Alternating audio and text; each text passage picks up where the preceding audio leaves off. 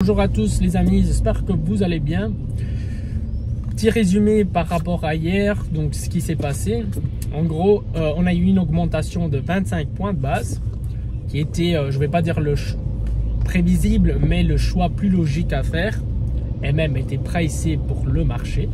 Pourquoi? À savoir, il y avait deux possibilités, donc soit arrêter d'augmenter les taux d'intérêt, soit augmenter encore plus pour freiner l'inflation. Voilà, ce que je vais vous faire comprendre, c'est que d'un côté, s'ils arrêtaient les taux d'augmenter les taux d'intérêt, c'était bien pour les banques, pour les marchés financiers aussi, mais il y avait un risque élevé que l'inflation allait remonter, comme on a vu en Angleterre.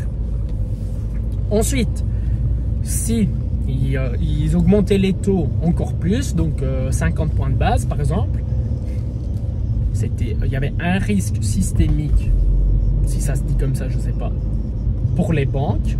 Donc il y en a déjà qui ont fait faillite, il y en a plein qui sont en train de faire faillite.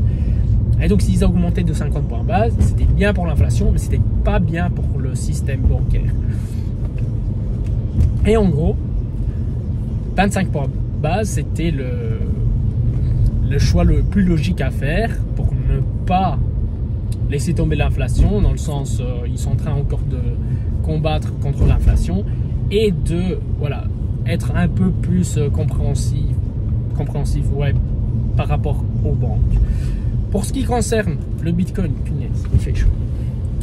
Pour ce qui concerne le Bitcoin,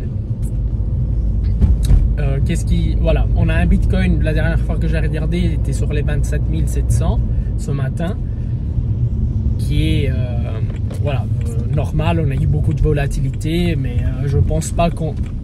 C'était pricé, comme j'ai dit, par le marché, donc je pense pas que ça va descendre encore plus bas, sauf que on est encore bullish dans le journalier, dans le time frame à une semaine. La seule chose à regarder, c'est que ça pourrait être encore une bull trap.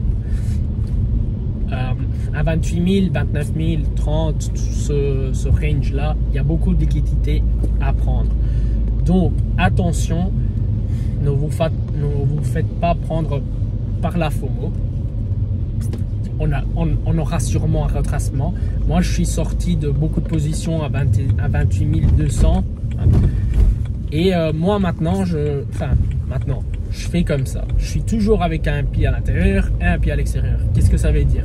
Je suis jamais avec tout mon capital dedans, que si ça descend, je n'ai plus pour en acheter. Et je suis pas toujours, je vends pas toutes mes positions. Pourquoi? Parce que si j'ai pas raison, ce qui se passe, c'est que je vais perdre entre guillemets l'opportunité, la montée, le pump, comment vous voulez l'appeler.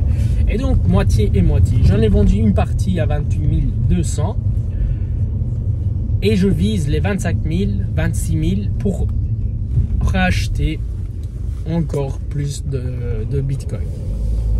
Si c'est pas une bull trap, c'est le début d'un bull market. Pour moi, il y a toutes les cartes en règle pour que, si on regarde l'histoire, si on regarde ce qui s'est en train de se passer, parce que oui, ils ont augmenté les taux d'intérêt de 25 points de base, mais ça peut pas durer longtemps. C'est pas les taux d'intérêt aussi hauts.